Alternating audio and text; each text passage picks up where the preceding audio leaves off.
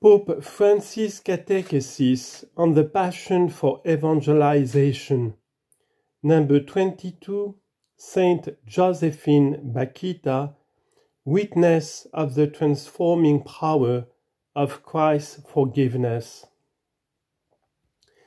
In our journey of catechesis on apostolic zeal, we are reflecting on apostolic zeal.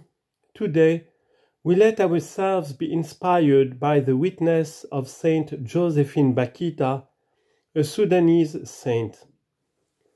Unfortunately, for months, Sudan has been torn by a terrible armed conflict, of which little is said today. Let us pray for the Sudanese people, so they might live in peace. But Saint Bakhita's fame has exceeded every boundary and reached all those to whom identity and dignity are denied. Born in Darfur, battered Darfur, in 1869, she was abducted from her family at the age of 7 and made a slave. Her abductors called her Bakhita, which means fortunate. She had 8 different masters. Each one sold her on to the next. The physical and moral suffering she experienced as a child left her with no identity.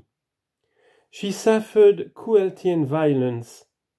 On her body, she bore more than 100 scars. But she herself testified, as a slave, I never despaired, because I felt a mysterious force supporting me. In the face of this, I wonder, what was Saint Bakhita's secret? We know that a wounded person often wounds in turn. The oppressed easily becomes the oppressor. Instead, the vocation of the oppressed is that of freeing themselves and their oppressors, becoming restorers of humanity. Only in the weakness of the oppressed can the strength of God's love, which frees both, be revealed. Saint Bakhita expresses this truth very well. One day, her tutor gave her a small crucifix, and she, who had never owned anything, treasured it jealously. Looking at it, she experienced inner liberation, because she felt she was understood and loved, and therefore capable of understanding and loving. This was the beginning. She felt she was understood. She felt loved, and as a consequence capable of understanding and loving others. Indeed, she would go on to say, God's love has always accompanied me in a mysterious way. The Lord has loved me very much. You have to love everyone. You have to have pity. This is Bakhita's song. Truly, to feel pity means both to suffer with the victims of the great inhumanity in the world and also to pity those who commit errors and injustices, not justifying but humanizing. This is the caress she teaches us, to humanize. When we enter the logic of fighting, of division among us, of bad feelings, one against the other, we lose our humanity. And very often we think we are in need of humanity, of being more human. And this is the work that Saint Bakhita teaches us, to humanize ourselves and to humanize others. When Saint Bakhita became Christian, she was transformed by the following words of Christ, upon which she meditated every day. Father, forgive them, for they know not what they do.